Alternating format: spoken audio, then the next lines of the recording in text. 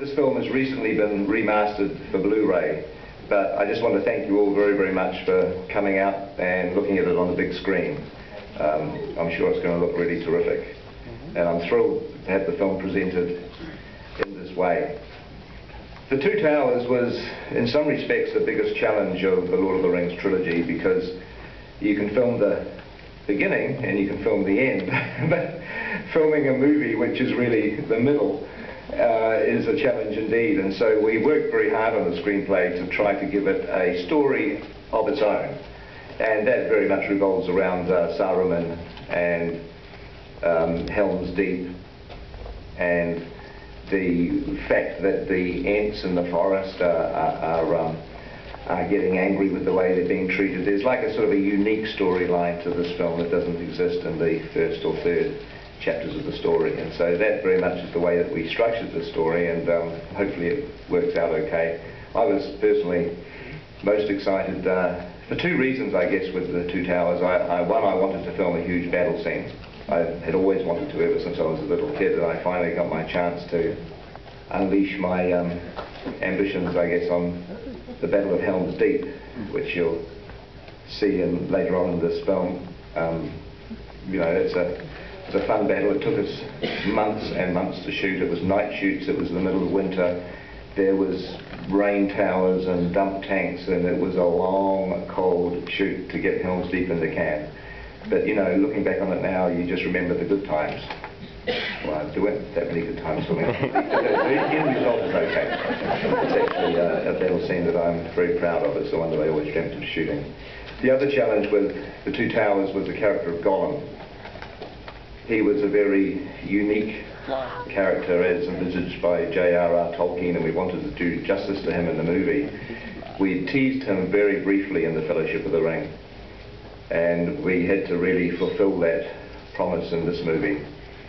He was a challenge, and it wasn't until we cast Andy Serkis, a wonderful English actor, to play Gollum that it really started to come together.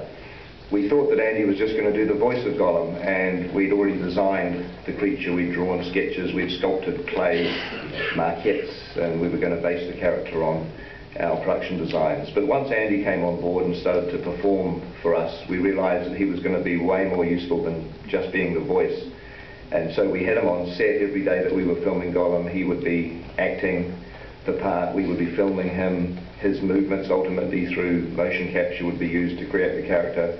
And we actually redesigned Gollum's face to resemble Andy's face much more, because the subtle expressions that we wanted to achieve with Gollum were going to be much easier if he resembled the actor that was playing him, and that's the way that it turned out. It was interesting though, because as we were shooting the movie, we edited it together and we were able to look at the film coming together, and you know, the character of Gollum was working, but we felt that there was just something not really happening. There was some aspect of his character that just wasn't gelling, and we weren't sure whether audiences would really be able to understand the nature of his unique personality, or in fact split personality as it turns out. And Fran Walsh, my partner who I write the scripts with, she said, well, let me have a go, I'll see if I can come up with something. And she went away and she wrote a scene that I was absolutely thrilled with. I thought it totally captured the essence of what Gollum's character was, except we had no time to film it. We only had a few days left in our filming schedule. We were nearly at the end, and I had absolutely no time to shoot this scene.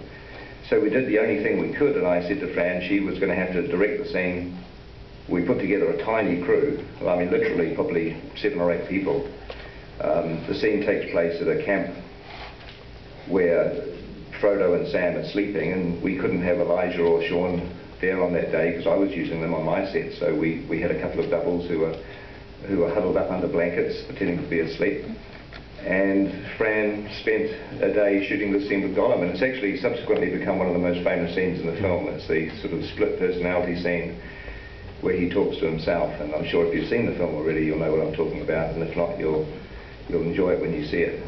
So ironically, one of the most famous scenes in the film I didn't actually direct, but that's just the nature of this crazy filmmaking. We were shooting The Lord of the Rings was up to 7 units at a time. It was very, very interesting. But anyway, you're going to see the result of the two towers. And again, thank you very much for making the effort to come and see this on the big screen. I really appreciate that. So I hope you enjoy it.